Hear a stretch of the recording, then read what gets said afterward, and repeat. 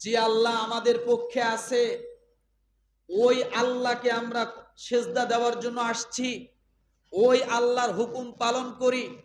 আল্লাহ পাকের ওই কথার উপরে আমরা এতটুকু ভরসা পাই যে আমরাই জান্নাতে যাব ইনশাআল্লাহ। আল্লাহর ওই কথা ইঙ্গিত দেয় কিনা যে আমি আমার বান্দাদের পক্ষে আছি, তোমরা শুধু কয়েকটা কাজ করো। আমার ভাইরা, এবার ফেরেশতারা প্রশ্ন করলেন, রব্বুল আলামিন তাদের কাজ কি হবে? কেন আপনি তাদেরকে সৃষ্টি করবেন? আমরা আছি তারপরও হচ্ছে না, কেন তাদেরকে করবেন? তাদের গুণ কি, তাদের বৈশিষ্ট্যগুলো কি হবে? আল্লাহ রব্বুল আলামিন বলেন তাদের বৈশিষ্ট্য হবে দুইটা, আর তোমাদের বৈশিষ্ট্য হলো একটা।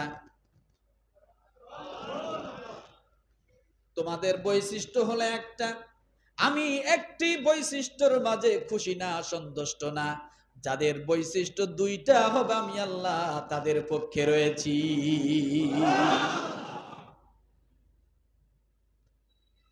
ফেরেশতাদের বৈশিষ্ট্যটা কি আর আমাদের বৈশিষ্ট্য কি? ফেরেশতারাই জিজ্ঞাসা করলো, আল্লাহ আপনি তাদেরকে যে সৃষ্টি করবেন, তাদের বৈশিষ্ট্য কি? তারা যে শ্রেষ্ঠ, কিভাবে তারা শ্রেষ্ঠ হলো?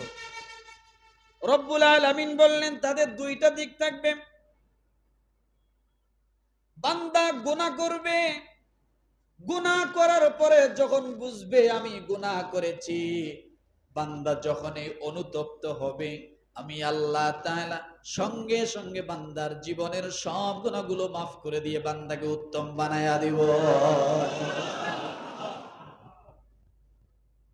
গুনাহ যেখানে,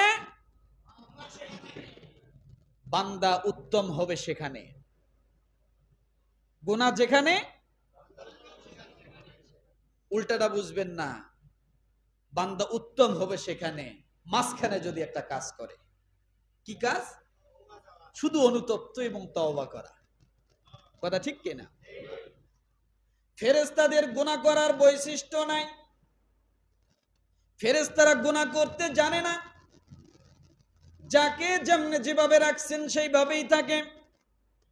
গুনাহ কি জিনিস বোঝে না, এই জন্য তারা বান্দার চেয়ে শ্রেষ্ঠ না। বান্দাকে আল্লাহ এই জন্য শ্রেষ্ঠ বানালেন। বান্দা গুনাহ করবে, আর একবার যদি তওবা করে, আল্লাহ আমি ভুল করেছি, আমি আল্লাহ তাআলা সঙ্গে সঙ্গে বান্দাকে ফেরেশতার থেকে আমি আল্লাহ উত্তম বানায়া দিব। ঈদ গেল না? ঈদ গেছে? ঈদের দিনের একটা হাদিস আছে, তিরমিজিতে আসছে হাদিসটা। ঈদের দিন অসংখ্য ফেরেশতা ঈদের মাঠগুলোতে, যেখানে ঈদের নামাজ হয় সেই জায়গাগুলোতে জমায়েত হয়। শুনছেন না এই হাদিস? এটা না শুনলে আমি কদরের রাত্রে যাই। আপনারা জানেন সূরাতুল কদরের মধ্যে আমি ওই পর্যন্ত যেতে পারছিলাম না। তানাজ্জালুল মালাইকাতু ওয়ার রূহু ফিহা বিইذনি রাব্বিহিম মিন কুল্লি আমর সালামুন হিয়া হাত্তা মাতলাইল ফজর। আছে না এই আয়াতটা? তানাজ্জালুল মালাইকাতু, এটা দিয়ে বুঝাইতে বুঝবেন, আসমান থেকে ফেরেশতা নাজিল হয়ে যায়। শুধু নাজিল হয়ে হাত বুকে বেঁধে দাঁড়িয়ে থাকে না, হাত পিছনে নিয়ে দাঁড়িয়ে থাকে না, হাত সোজা করে নিয়ে দাঁড়িয়ে থাকে না। ওই রাত্রে, সবে কদরের রাত্রে, লাইলাতুল কদরের রাত্রে ফেরেশতারা আসে। এসে এসে বান্দার সঙ্গে মুসাফা করে, বান্দার সঙ্গে কোলাকুলি করে, আল্লাহর দরবারে বান্দার জন্য দোয়া করে। কি করে? আল্লাহ বান্দাটাকে ক্ষমা করে দাও, আল্লাহ বান্দাটাকে আপনি জান্নাতবাসী বানায়া দেন। ও মুসলমান, ফেরেশতা কেন আমাদের জন্য আসে? আমাদের হয়ে আল্লাহর কাছে দোয়া করে, আমাদের সঙ্গে কেন মুসাফা করতে আসে? ফেরেশতা সাত আসমান থেকে আসে, সমস্ত জমিনগুলো থেকে ফেরেশতারা চলে আসে, বান্দার সঙ্গে মুসাফা করে। আল্লাহ রাব্বুল আলামিন ডাক দিয়ে বলে, বান্দারে, যখন কোন গুনাহগার বান্দা কদরের রজনীতে শুধু দাঁড়িয়ে বলে অথবা বসে বলে, যে কোনো অবস্থায় বলে, আল্লাহ, জীবনে অনেক ভুল করেছি, অন্যায় করেছি, অনেক অপরাধ করেছি, অনেক পাপ করেছি, তুমি আমাকে ক্ষমা করে দাও। বান্দাটা অনেক পাপী ছিল, বান্দার জীবনে অনেক গুনাহ ছিল, বান্দা শুধু তওবা করেছে, মুখ দিয়ে অনুতপ্ত অনুশোচনা ঘোষণা করেছে, বান্দার দিলটা নরম হয়েছে, বান্দা পাপী ছিল। আমি আল্লাহ তাআলা সঙ্গে সঙ্গে বান্দার জীবনের গুনাহ এইভাবেই মাফ করে দিয়া আমি আল্লাহ তাআলা বান্দাকে এই ফেরেশতার থেকে আমি আল্লাহ উত্তম বানায়া দেই। বান্দা যখন ফেরেশতার থেকে উত্তম হয়ে যায়, তখন ফেরেশতারা ওই উত্তম বান্দাদের সঙ্গে মুসাফা করার জন্য জমিনে চলে আসে। বান্দা যখন কি হয়, খালি উত্তম কেন, ফেরেশতার থেকে যখন উত্তম হয়, ফেরেশতার চেয়ে যখন বেশি মর্যাদাবান হয়, তখন ওই ফেরেশতারা কি করতে আসে? কি করতে আসে? মনে করেন আপনার টিচার, আপনার এই যে স্কুল ছুটি হয়েছে, বোঝার জন্য বলছি, স্কুল ছুটি হয়েছে, ক্লাসে ছাত্ররা যাবে, টিচারও আসবে।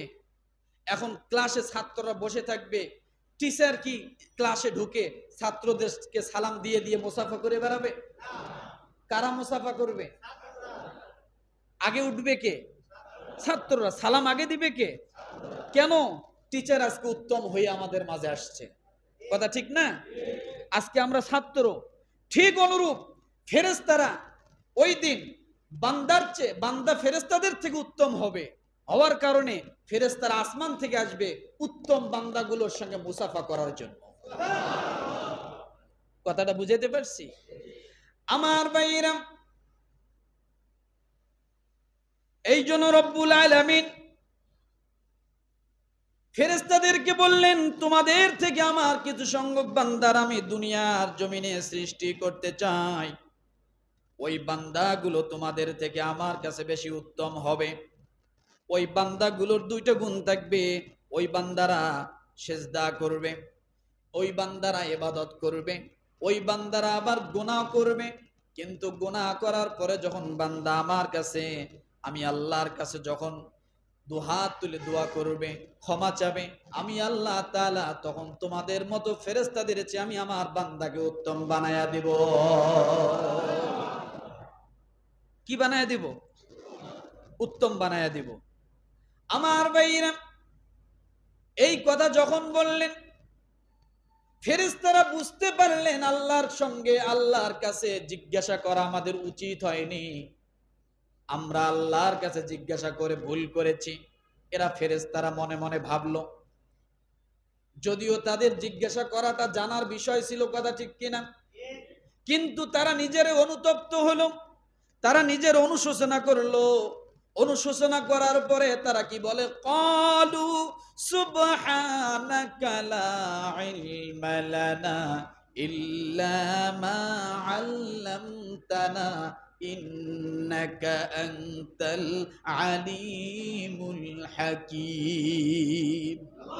সূরা বাকারা আয়াত নাম্বার 32। কত? আয়াত নাম্বার 32।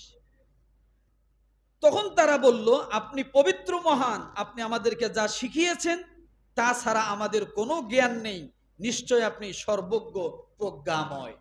তারা কি? তারা নিজেরা ছোট হয়ে গেল, ভুল স্বীকার করলো। ক্বালু সুবহানাক লা ইলমা লানা, আপনি যা শিখিয়েছেন এর বাইরে আমরা কিছুই জানি না।